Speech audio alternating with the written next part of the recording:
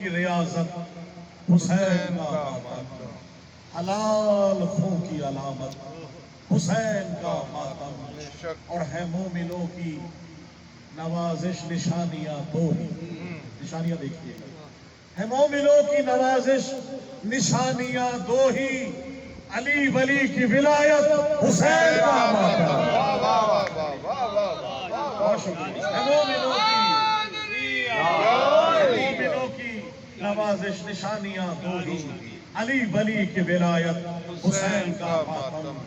کربلا اسی چیز پہ ہوئی کہ جس نے بدلہ لینا ہو احد کا، جس نے خندق کا بدلہ لینا ہو آ جائے۔ حسین کربلا میں موجود ہے، اپنے اپنے آباء و اجداد کے قتل کا بدلہ لے لے۔ جب سب شہید ہو گئے، مولا حسین ذوالجناح پہ سوار ہو کے جنگ کے لیے جائے۔ اتنے تیر تھے ذوالجناح پر کہ 70 قدم کے فاصلے پہ جا کے ذوالجناح کو پتا چلا کہ میرا رہوار اتر گیا، میرا سوار اتر گیا۔ واپس آیا، مولا حسین زخموں سے چور تھے، جو جس ہاتھ میں جو زنجیر کا آیا، جو ہاتھ میں کسی قسم کا بھی وہاں جس طرح کا ہتھیار تھا، جس نے جو مارا، مولا آل محمد کو سب نے لگایا۔ یہاں کے تیر جو سیدھے دائیں طرف تھے وہ الٹی طرف نکل گئے۔ بالوں سے پکڑ کر مولا حسین کو شبر لعین نے کھینچتا ہوا جس جگہ لے کے آیا، ہم نے وہ اس دفعہ دیکھی جگہ آپ سب مومنین دیکھ چکے ہیں، قتل گاہ مولا حسین، لا کے وہاں خنجر نکال کے ضربے لگانے لگا۔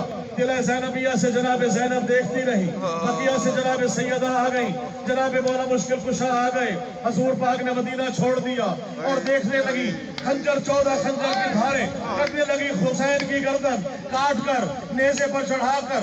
جب 71 پورے سر پورے کیے، لعین نے کہا ایک سر موجود نہیں ہے، ایک سر تلاش کریں۔ دو لائنوں میں کھڑے ہو کر لعین بھالے لے کر زمین میں مارنے لگے، کہا ہم نے ایک دیکھا ہے، 6 ماہ کے بچے کا سر نہیں ہے، تلاش کیا جائے۔ تلاش کرنے میں چلے، ایک بھالا زمین میں لگا، ایک لعین نے جو ہی بھالا اوپر نکالا، جناب علی اصغر کا بدن نیزے پہ سامنے آیا۔ کربلا کے سب شہید 2 مرتبہ کے شہید ہیں، جناب علی اصغر 3 مرتبہ کا شہید ہے، گردن کاٹ کے کربلا سے چلنے لگے۔ جناب سکینہ، جناب زینب نے کہا سکینہ اٹھو، اب شام کا دربار ہے، بازار ہے، کٹے ہوئے سر ساتھ ہے۔ جناب سید سجاد کو جناب زینب نے کہا آپ وقت کے امام ہیں، آپ فتویٰ دیں، چل کے مر جائیں یا ساتھ چلے۔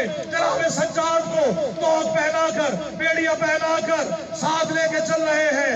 ایک رسی میں سر کے کدو بندھے ہوئے، اونٹوں سے بچے گر کے مرنے لگے، راستے میں چل رہے ہیں۔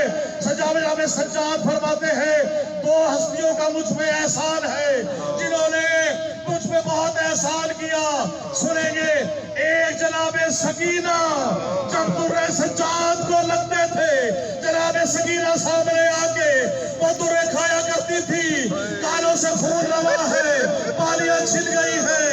زندان کے سجاد کہتے ہیں جناب فضہ کا ہے، جس نے جناب زینب کے آگے آ کے کوڑے کھائے، ہاتھ پیچھے بندھے ہوئے، دونوں ہاتھوں کی ہڈیاں ٹوٹی ہوئی، پسے پشت بال کھلے ہوئے، قافلہ شام کو روا ہے، زندان کی اندھیرے ہیں، سکینہ کی صدائیں ہیں۔